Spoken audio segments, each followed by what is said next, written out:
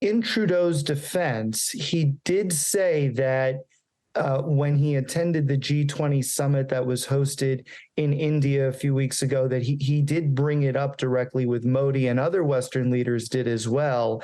And what it seems like, there's still kind of a lot of hearsay about this, but what it seems like is that he did not get a positive response from Modi, and decided when he got back to his country that he would disclose it publicly to put more pressure on the Indian government to do something, at least to engage in discussions about this EJK that allegedly happened on Canadian soil, and to come to some sort of resolution going forward. It's important to point out that that Canada has a substantial population of Sikhs living there, and the Indian government has longstanding concerns about the potential for Sikh separatist movements to come from that country and to threaten the internal stability of India.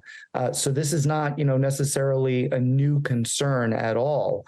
And it's something that the Indians have addressed with the Canadians in the past. Yeah. India, of course, has accused Canada of harbouring Sikh separatists, even terrorists, in fact. Is there a long history in Canada of support for Sikh separatists? Well, I mean, that's, I think, in the eye of the beholder, right? So I think the Canadian government would say we are a democracy and we allow freedom of speech, and we do not endorse any of these particular groups, these Sikh groups that either live in Canada or are, Canadian citizens themselves, and so that's Ottawa's kind of perspective on it, right? But India's perspective is much different. It plays into what you just said, which is, and they've actually reiterated this in the last couple of days, that India believes that Canada provides safe haven to terrorists. The Sikh separatist movement is essentially a terrorist organization, and they put Canada right up there with Pakistan as a country that harbors terrorists that threaten India's domestic stability and territorial integrity. And so that is really kind of at the crux of the dispute between Canada and India these days. Yeah. Do you think India should be taking this more seriously? And, the problem is, if they don't, could it end up that the relationship is just not salvageable?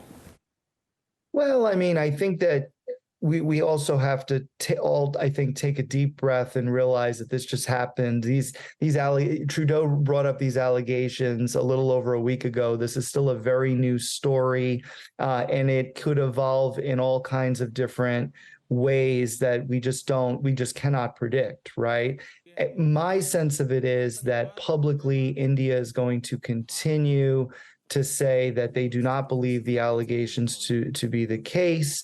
But we did see the external affairs minister Jai Shankar at the United Nations General Assembly earlier today, my time here in the United States, talk about how that India does not condone any form of terrorism. He said that in his speech, did not mention Canada by name, but then later at a think tank event at the Council on Foreign Relations in New York City, he did say that while the Indian government had no role in this, he and the rest of the Modi government were willing to listen to Canada and look into the allegations on their end. And so that alone, I would say, is somewhat of a dialing back of the rhetoric. And I think that's a good thing on the Indian side. And on the Canadian side, frankly, they have also underscored that this is one incident that they want the Indian government to look into. And it does not necessarily mean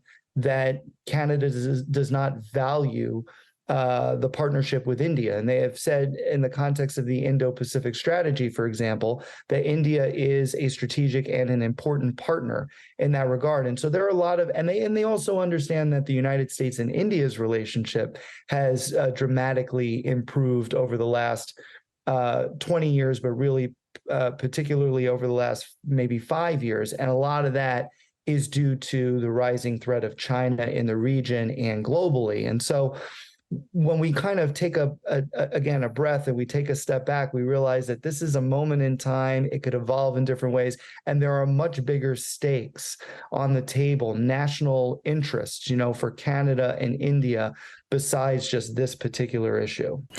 So what role might you see the US playing? Could they try and bring these two back together diplomatically? As you point out, India is becoming increasingly important strategically in this region. Yeah, I think so far the Biden administration has, the only thing that they've said is they do have deep concerns over Canada's allegations of Indian behavior.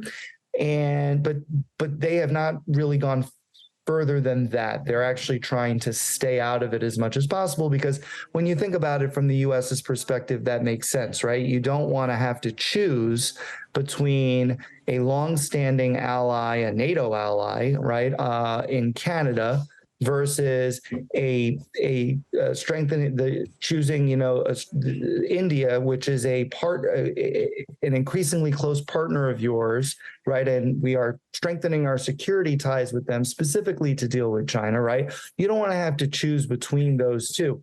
If push comes to shove, of course, I think the United States is going to choose Canada, right? But we are hoping that it never gets to that point, and that the two countries can resolve their issues bilaterally and hopefully quietly behind the scenes. Derek, really good to get your analysis on this. Let's see what transpires. Thanks so much. Thank you. Cheers. Thank you. Have a good day there.